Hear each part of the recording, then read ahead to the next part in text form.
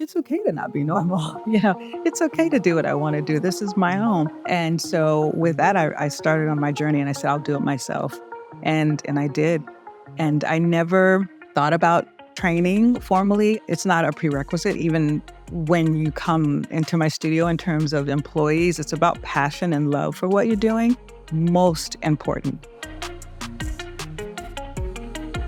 Welcome to Maker's Mindset. I'm your host, Nancy Twine. And in this episode, I'm in conversation with Brigette Romanek, interior designer and founder of Romanek Design Studio. Since founding her studio in 2018, Brigette has worked with iconic clients, including Gwyneth Paltrow, Beyoncé, Jay-Z, Christian Bale, and Kelly Rowland. And in October 2023, she released her first book, Livable Luxe, showcasing her signature blend of beauty and practicality in design. Brigette has consistently been recognized on Architectural Digest's AD 100 and First Dibs 50 lists and was named an Elle Decor Titan in 2024. Let's go ahead and jump in. Welcome, Brigette. I am so thrilled to be in conversation with you today. Your journey from design enthusiast to celebrated interior designer is so inspiring. And in 2018, you founded Romanek Design Studio. And that same year, you made Architectural Digest's prestigious AD 100 list, which is a remarkable achievement for a new studio. And you've really blended your signature design style with practical elements, which has created such a strong foundation for your studio.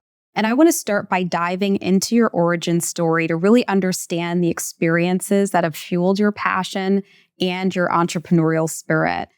So to start, can you talk to us about your journey into design and what led you to found Romanek Design Studio? Yeah, so I genuinely didn't know interior design was a career or a job. I had no idea. I just have always been a creative soul. My mom's a creative soul, and she's so much my inspiration for this journey because my mom she's always, she's a singer and she's always been such a free spirit. And so that allowed me to see and to know that there were lots of different wonderful creative things happening in the world. She would travel around. She's a singer, and she would travel around and she would come home and she would bring me little things from different countries, little toys, little dolls, little like clothes. She would bring me different things. And it just was great because it allowed me to know that there was so much happening out in the world. And being from the South Side of Chicago, a world that I love, that's primarily where I was. So when she would go to different places to sing, she would bring all of these wonderful little trinkets and objects and curiosities home for me. And it just really got me thinking and launched my thinking, just that there's a lot out there to do and see. And my grandmother, the same, she worked in a factory and they made magazines. And so I loved looking at the magazines because I saw different worlds and even down to different colors. I saw walls that were painted in funny colors and, that wasn't happening in my house, or I saw, just people in different environments. So it was just sort of fueled this curiosity. And my mom was so great because whatever I would want to do, be it if I said, because we moved a lot. And so if I said, I want to paint my room, yellow, she'd go, okay, let's do it. I'd come home from school and she's had a friend who's painted murals on our living room walls or whatever the case may be. She was just always open to it and also very encouraging about any form of creativity that I expressed. And so that for me was, without knowing it, a really supportive journey. And so when I was in my own environment and could create my own interiors or whatever the case was that I wanted to create, be it a handbag or sing a song, or she was just, I always knew that to have my own voice in that thing was a good thing because that's what my mom always taught me. And so I went for it. And just by doing my own home and designing my own home, people came over and asked me for help. I just I said, sure, I'll help you with no experience or anything. And that's really how it started. It was just very organic and just for love of creating. Wow. And so did you ever decide to go and maybe get some formalities within the field, or did you kind of always just go based upon your instinct and what you knew? Yeah.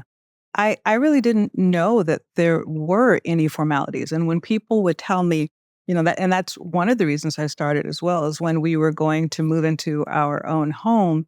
And I thought, okay, I'm going to get some help with this, and I spoke to different architects and they were telling me what you could do and what you couldn't do. And I didn't understand that. And I thought, well, okay, but I don't want to do it the way you're saying, but I have to, and literally the conversations were, well, yes, because that's not normal if you do this. And I went to bed that night and I thought, it's okay to not be normal. It's okay to do what I want to do. This is my own. And so with that, I started on my journey and I said, I'll do it myself. And just did. And I never thought about training formally. It's not a prerequisite, even when you come into my studio in terms of employees. It's about passion and love for what you're doing. Most important. So yeah, no, I it's love about a that feel. so much. And we have so many similarities because my mom inspired the reason why I started my hair care line. Yes. And I too, when I was starting out, like I wasn't a chemist, I wasn't a hairstylist. I just wanted to create. And I remember going to chemists being like, no, it needs to be this way. This is the formula I'm looking for. And they said it couldn't be done. Don't you love that? And you stand over them long enough, You're right. then they end up doing it. Right. I always say that too. I was like, my vendors either love to see me coming or they're like, oh no, what you're Right. It's one of those. Totally. I love that so much. And your design approach really merges luxury with functionality, and it sets a standard for spaces that are not only beautiful, but so livable and highly experiential. And I think striking a balance between aesthetic and functionality is something that a lot of entrepreneurs are challenged with, whether, they're creating physical spaces or maybe they have a product line. How do you go about creating the right balance between aesthetic and functionality and deciding what trade-offs to make? It's a little bit of a segue to our conversation about the architect. Yeah. Well, it's having lived that, and it's having practiced it without even knowing that's what was happening. And I want to have beautiful things, but I want to be able to use my things, and I need to be able to use my things. I don't have separate rooms, and ropes where it's like, okay, you can look at that room, but not go in there. I have kids and animals and friends, and I wanted it to be where any place you land was a place where you could exhale. And I really think about it that way. I love to have things support me and make me feel good. And so I think of that for my clients as well. And so, the sofa that we're sitting on should support how we want to sit, and it should still be beautiful.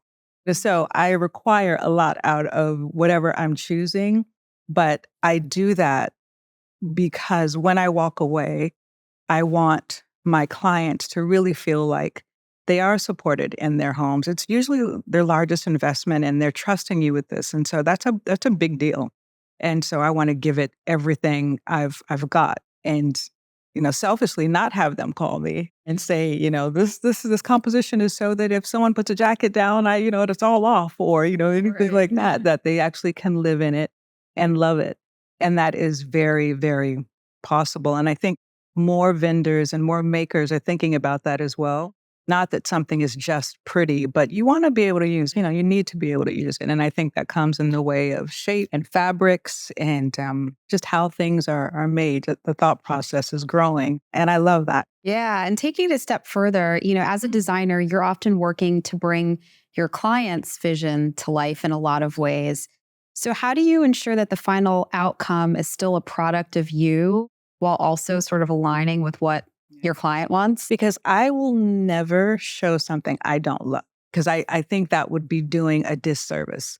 And that's not what I want to do. And so, if my client tells me these are all of the ingredients I need, now go and make a meal, then that's up to me to create something really, really exquisite. And that's the way I think about it. I love that analogy. That's a good one. But that's the way I think about it. And like I said, I wanted to support them.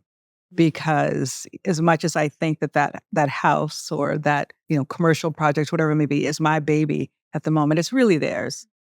And it's really got to speak to their DNA and how they move about. And so I look at it every single time as being something new for the first time. And I love that because I approach it with a freshness and a way of thinking about it. So it's not always the same. It's not a mechanical thing. It's really a lot of soul searching and thinking about like, what can I do? What can I do? And I love that and coming up with something that's different for them. But the Good one. headline is always listening to what's important to them and making something beautiful. And that is the fun of it too, because it's gonna be different. That something I've created before, because people have similar needs, but also different needs. And so I love it. Yeah, no, that's great. And I love the analogy with, the ingredients, but ultimately you sort of make that final meal. Cause I Yeah. think, even entrepreneurs that have product lines, they're looking at the data to say, okay, the client wants more foundations or they want blush from us. But how you create that foundation or that blush, that's the formula. That's part of the founder's vision that they keep. So I think that's really, really great. So turning now to your book, Livable Luxe, which was published in October of 2023, it serves as a tangible expression of your design philosophy.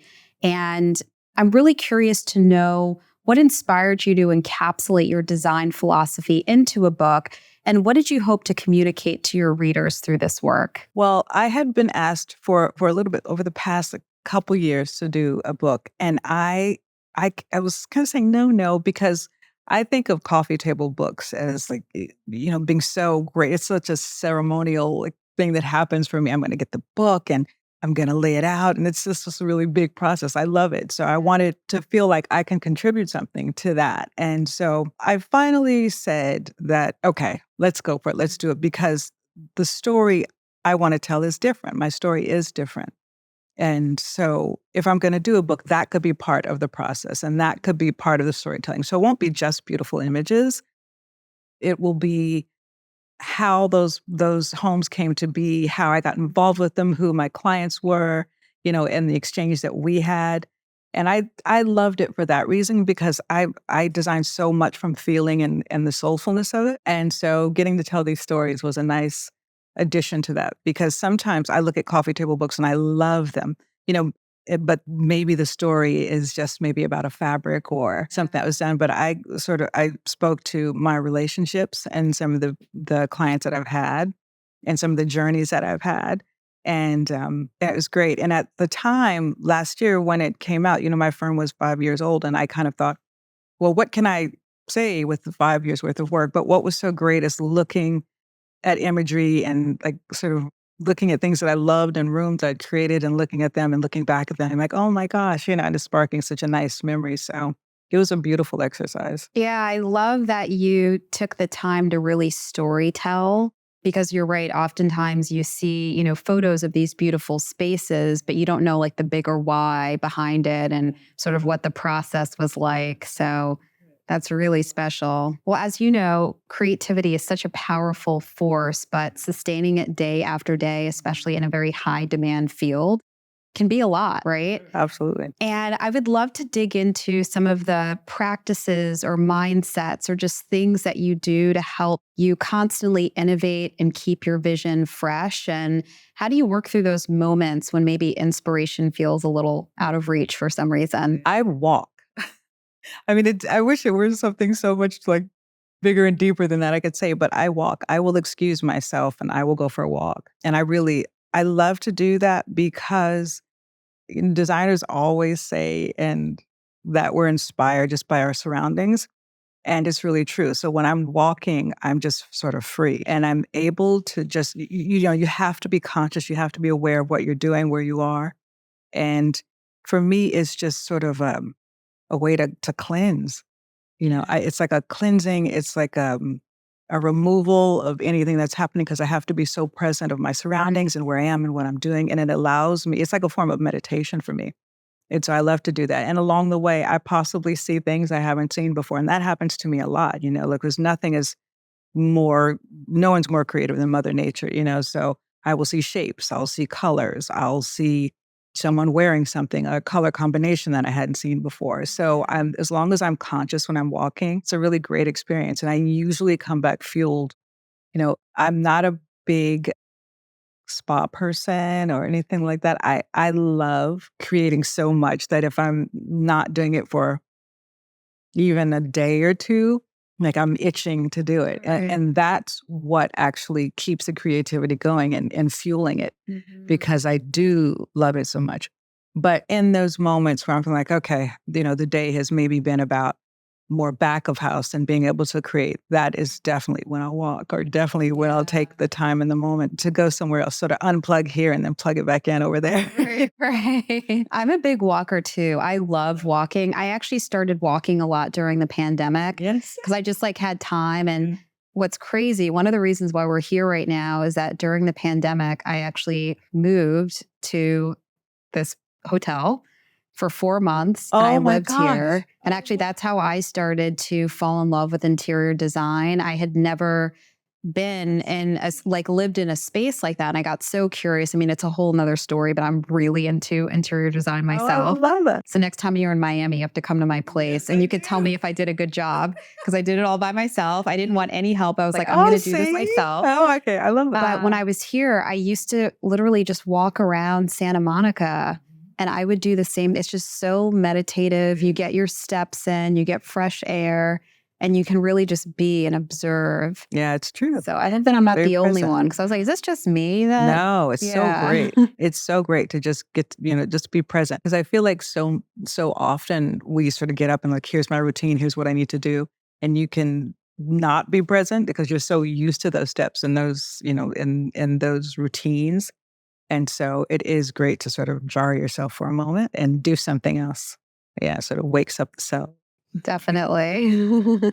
So, like many entrepreneurs, I'm sure you experience the challenge of scaling your business while maintaining your artistic vision, because sometimes the two can conflict, right? So, scaling a creative enterprise like Romanek Design Studio, where clients expect your personal touch, really requires a thoughtful approach to expanding without diluting what makes you special. So, how did you think about, scaling your business while making sure you didn't lose the essence of what makes it what it is? It's a constant process. It really, really is because an interior design is so interesting because you could, let's say, have a slew of projects, and you have to be mindful about how many you take, the scale of the project, the amount of people that will work on the project. So all of these things are constantly being processed and thought about before you can even move forward with even taking a call to see if you can do the project. And I learned all of that. And I learned that through making mistakes. When I started, it was me. It was me, and then it was two other people who helped me, and one basically was the office manager. We didn't really have an office, and someone else who helped with renderings. And so, as I began to get more jobs, it was sort of one person. Okay, well now we need two people, and then I understood that managing people is important and also challenging and also amazing depending on the person. And so I learned and I grew. I started to know what questions to ask when we were growing, what were the right questions, the questions I was initially asking that weren't right, that were of no benefit to what my firm was doing. You learn all of this and then you're able to see the capabilities of each person and how much they can handle and what they can do and what they're good at and where they shine. And I've had people who have been with me since the beginning. I've had people who decide this career is not for them. I've had people who just didn't understand the full extent of what it is. So it's by learning through doing this for years about what the scaling really means and how it should happen. I know some designers who have, firms of 40 or 50 people. I know some who have done hotels and won't have more than 6. You really have to find out the way you want to work and how that will move the jobs forward and what makes sense. Yeah. And so that's been the thing in interior design that we all talk about so much, because if all of a sudden you're okay, I'm doing this hotel and 4 people won't work, so it's really quite an interesting process, an important process. But I make sure that my core people are fantastic at what they're doing, really great at what they're doing. And that essentially means that I get to be the creative in the project. They get to take it from there and make sure all of the day-to-day is being handled. And that allows me to be able to take more projects. And that allows for me to really do what I do best. And it allows them to do what they do best and what they love to do. And we have conversations in the office all the time about, okay, I'll need some more support, or I've got this, it's fine. And so someone will jump in. But being in, companies, in sort of smaller companies, people jump in to help others. It's great. It's like a really cool community. And, we play music because that's part of the creative process. And we go around to each other's desk and we talk and everyone is sort of engaging. And I really love that too. It's constant conversations and about this size is right. Or maybe we need to add a person or two. That's really what it is. But now I know all the questions to ask. Yeah. Yeah. I mean, you said some things that really resonated with me. First, the fact that before you even take a project, you make sure that you have the resources to support it. I mean, that's a mistake that I've made in the past where I was just so eager for that new account. And then I was like, oh, I'll figure everything else after. But I didn't have the resources to set it up for success. And if you don't have the resources and you take on this project and you don't deliver, I mean, that can do so much to hurt your reputation. You lose the business. And so being really thoughtful and disciplined about that, I think is so, so important. Absolutely. And then I loved what you acknowledged too, which is that, some people are going to be great for your business and they're going to, fit and be value add. But then some people, maybe it's just not the right thing for them. And that's something that I had to learn too. Like and that's okay, right? It's completely okay. I had to learn that. I'm so sensitive, like I'm such that artist. I would be like, okay, well, yeah, this is not going to work. And it would really be hard on me because I want everybody to be okay. And I start by saying that, I just do. And I realize that they are going to be okay. And it's fine. And you like someone, you can see them and hang out for lunch, but we're in a business, and we have to move things forward. And so I did learn that same thing. And whether you have a beauty product line or you're running, a creative house like you do, I mean, these things they overlap. Absolutely. Absolutely is part of it.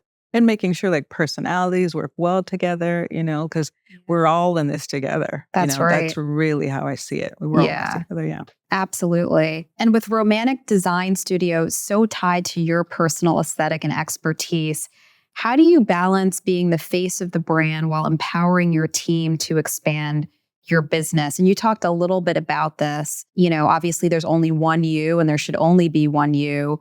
But, what happens when some team members have their own ideas or want to kind of step up and maybe do things differently? Like, how do you balance that? I have conversations with my team members about if you feel like you have something that would really contribute in a way that will make things better in the office and in the firm, please, let's talk about it. Because I don't ever want to squash anyone's ideas because they might be great ideas, And then if I feel like they aren't, I graciously say, thank you so much. I don't think that was going to work for us here, and here's why. But I do want to hear it. I don't ever want anyone to feel like, oh, I have something that could make this thing better. And I don't allow for that conversation because I think that builds also resentment or that builds them not feeling heard or seen. But I will be honest and say, I think this is great or I don't think this is great. And making sure that it's never a personal thing. And I learned that because one time someone tried to do something really lovely and they were trying to find a piece of furniture for me. And I said, oh, I don't think I would ever use that. And I realized as it was coming out of my mouth, I thought, oh, that wasn't the nicest way to say that, the most kind way to say that. And so I really learned a lot by trial and error and making mistakes and growing, and really growing. But I think that having conversations from the beginning, having, our team meetings, and the team, I speak to the members every day, multiple times a day. They begin to know, the longer they're there, what I will think is okay or not okay.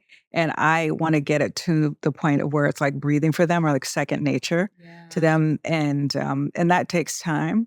But when you get there, it's really great and you feel supported. You feel really supported, And that makes you feel like, okay, now I can add probably, another job into the firm or allow something else to happen because I feel more supported by this person and this person and this person. But it is a process. Definitely. And I love how thoughtful you are about your leadership and just how in tune you are to other people's feelings, like that example that you gave with the feedback. And I think it's so important. And, for years I was working in, the corporate finance world, and leadership wasn't really like that. And I had to quickly adapt when I first started running my own business and I was responsible for people. Like, you have to be really thoughtful. You have to be emotionally in tune.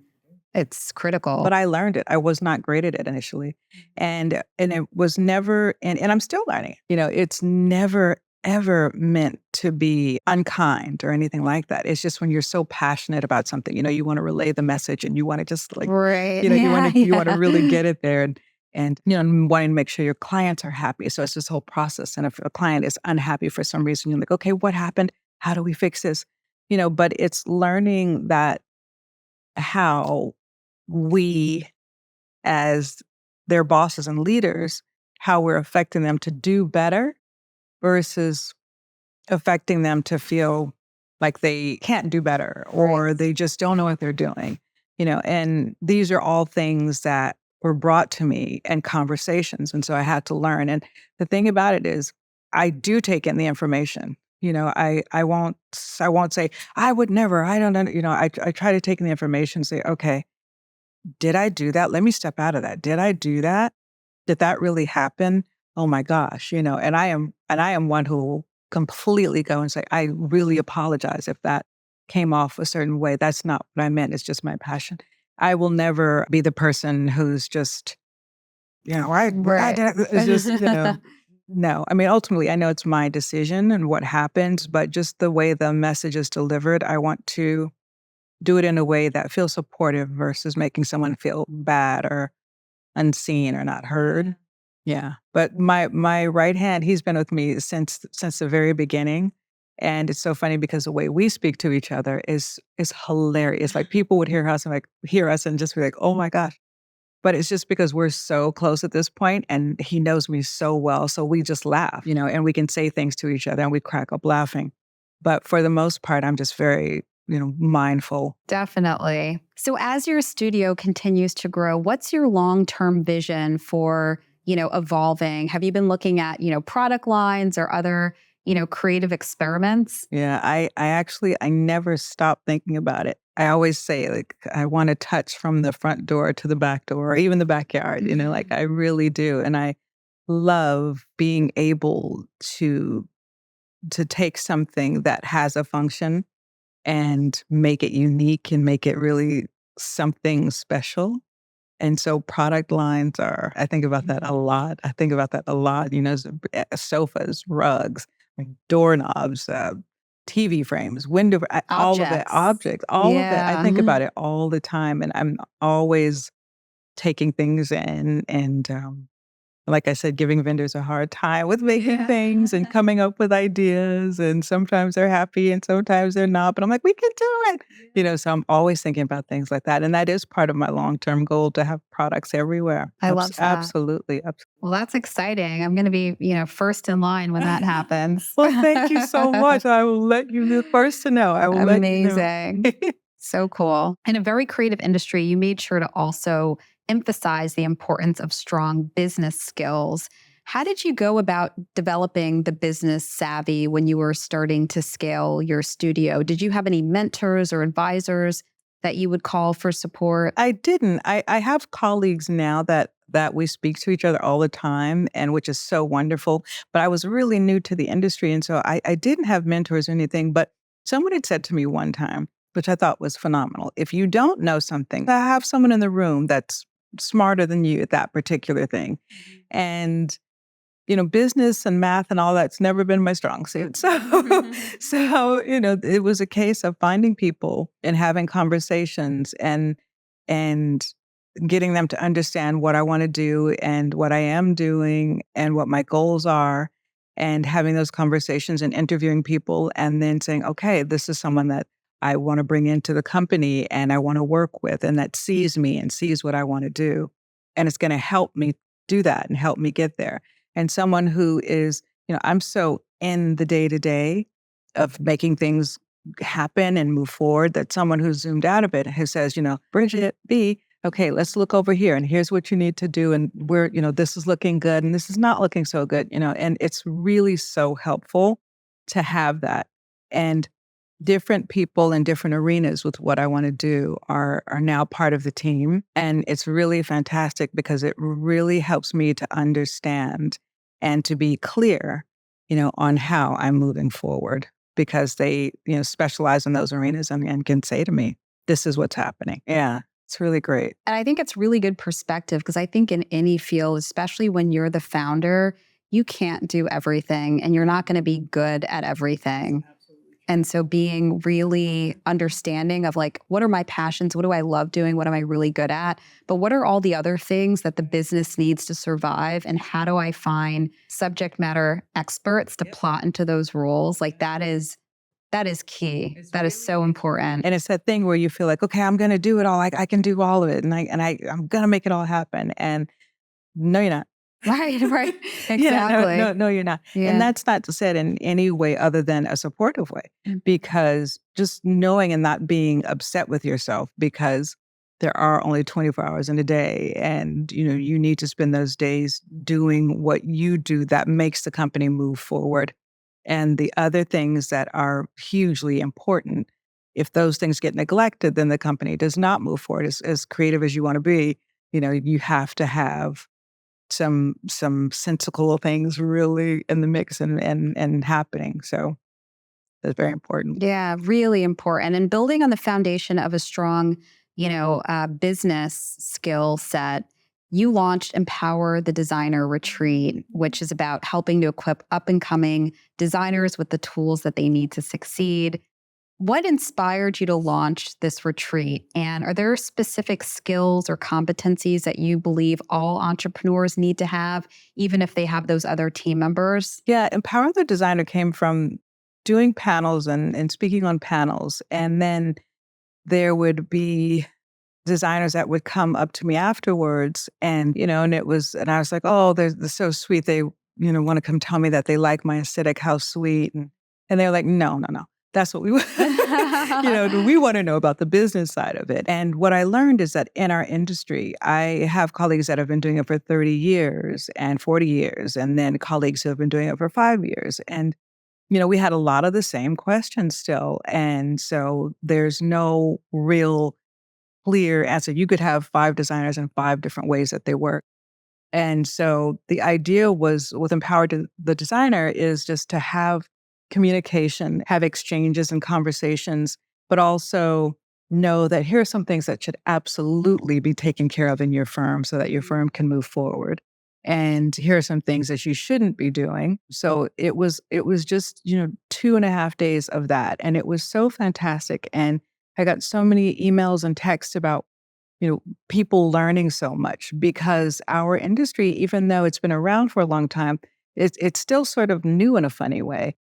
With the recognition interior design has gotten, people sort of are, and waking up and like, okay, I'm a designer and okay, these are my rules, I think, and I'm not sure. And so, it's a lot of that. And so we wanted to say, well, hey, listen, here are some foundations, here are some ideas, here are some processes. You're going to need, a contract. And some are like, oh, you need a contract. Absolutely. You need to be able to protect yourself and protect your client, so all of these things. And people are asking questions like, if someone stops a job, how does that work? They have nothing in there to protect themselves. People are asking just all types of questions. And it was just so great I think for them to know that we all go through the same things and that it's an industry that I care about so much and I love so much. And so if there's a way that I can help or say, listen, here's what I'm doing, take it or leave it. Maybe you think my idea is great. Maybe you think it's terrible, but here's another idea.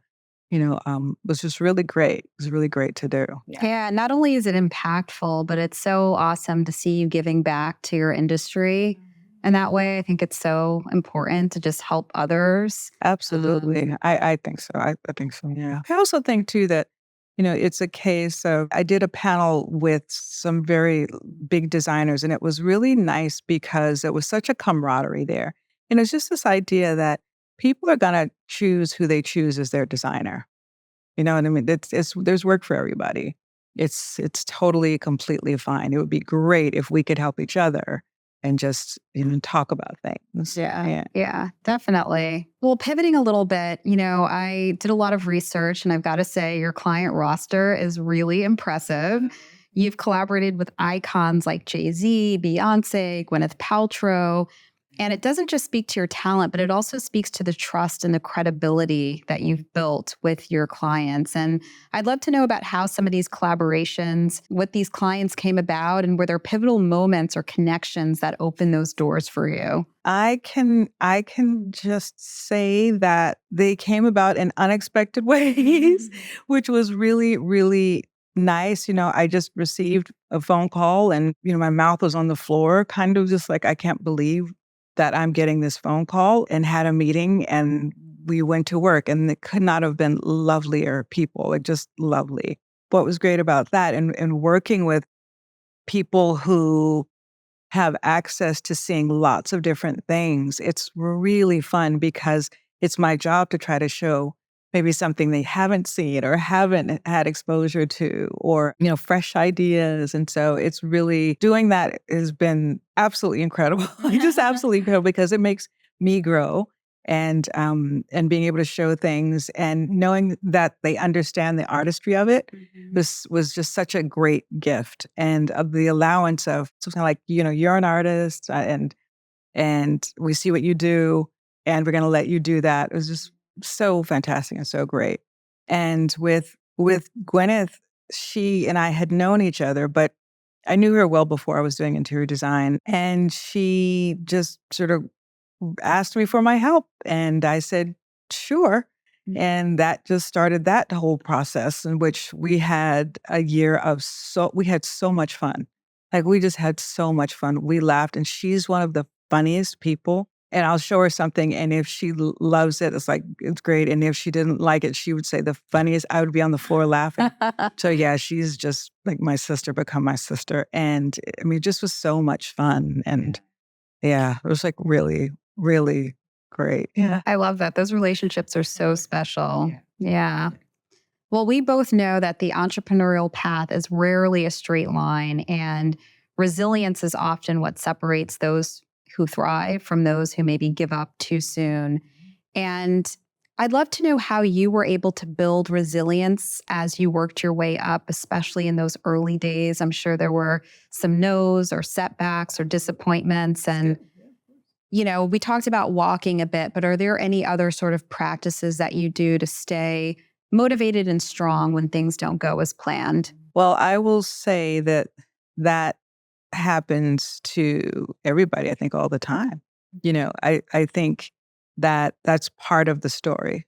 It really is. And I have learned that. And where it used to feel like, oh my goodness, what happens next? Now I just see it as that's part of what it is and what the story is.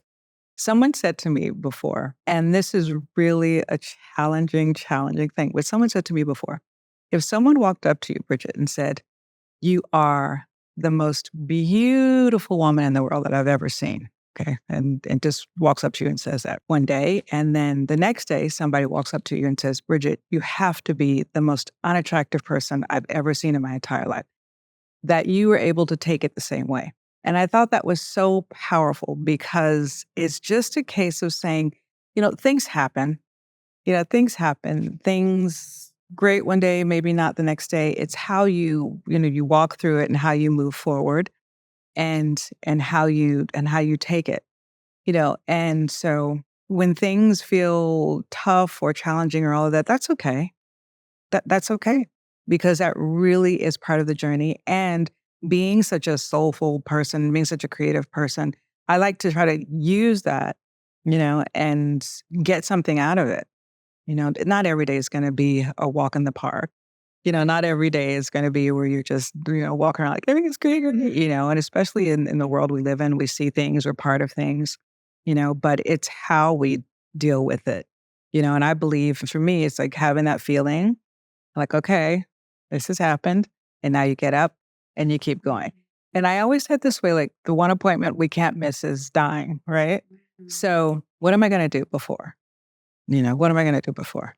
Am I going to feel like, okay, I went for it, I tried things, I did things, I made moves, or am I going to feel like, oh, I just sort of wilted in the corner because something didn't work and it was hard and it was all, a challenge. And for the most part, I want to believe that I'm going to go for things, whether they work or not, but that's okay. So well said. I love that. Well, the insights that you shared today clearly reflect so many years of just experience and learning. And I feel like our community is going to learn so much from this conversation. I'd love to know, what advice would you offer to entrepreneurs who are maybe self-taught the way that you were, or maybe they're entering an industry without a traditional background? I said you have to believe in yourself. You absolutely have to believe that you have what it takes to build what you want to build. And even if you might be making a plan and your plan seems to you linear, probably won't be. There'll be things that go to the left, to the right, and to the side, and, you'll be flipped upside down, all of that. But still knowing that you have somewhere that you want to go. And whatever it takes to get there, you're going to do that. People are going to tell you no. People are going to say what you do is not great. They're going to ask you, why are you doing it? You have to know inside your soul and who you are, why you're doing it, why you feel like you have something to share, why you feel that your voice is important there, and use that and use that passion and that love for what you're doing to keep moving forward in it. And if you do that, you're going to get somewhere. You're going to get somewhere. I love that. That is such a good message. Thank you. Well, before we wrap up, we are going to pivot into 5 fire facts. This is the really fun part. It's just basically, a rapid fire interview so that our community to get to know you better. All right. Are you ready? Okay. I hope so. Okay. Best way to add instant luxury to a room? Candle. Love a good candle. One thing every bedroom should have? An incredible bed, meaning like a cozy bed. Like your bed should be like the place. If you have nothing else in the room, a bed that's just got like cozy sheets and layers on it, just want to land in that bed. So I would say the bed. That's everything. The bed is the thing, yeah. One wellness practice you swear by? Gosh, walking. Yeah. I really do. I get it. Most odd or unique design requests you've received? I signed an NDA for that. Oh my God, I can't. It was good. I'll tell you. It was a good one? It was a good one. I can tell you, it involved the ceiling. Oh, okay. I have a feeling I know what that is, but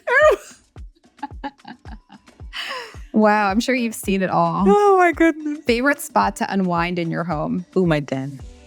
My den. Yeah. Good den. Yeah. Nice little after work sort of corner. And sometimes a little whiskey or a little something. Yeah. The den. I'm like imagining it in my head. It looks amazing. It's a good time had by me. I love it. Well, lastly, where can people explore your work, connect with your studio, and buy your book, Livable Luxe? On my website. If people want to reach me, right on the website, they can. And what's the website address? RomanekDesignStudio.com. Great. Yeah, reach me right there. So. Lovely. Well, this was so much fun, Brigette. Thank you so, so much. This was such a great conversation. Thank you so much. I had so much fun. Thank you. To stay connected with Brigette, the Maker's Mindset community, and me, check out all the details in the episode description below. And check out Spotify or Apple Podcasts to hear a few bonus reflections from me on this episode. And don't forget to subscribe to this series, leave a review, and share this episode with your community. Thanks so much for tuning in.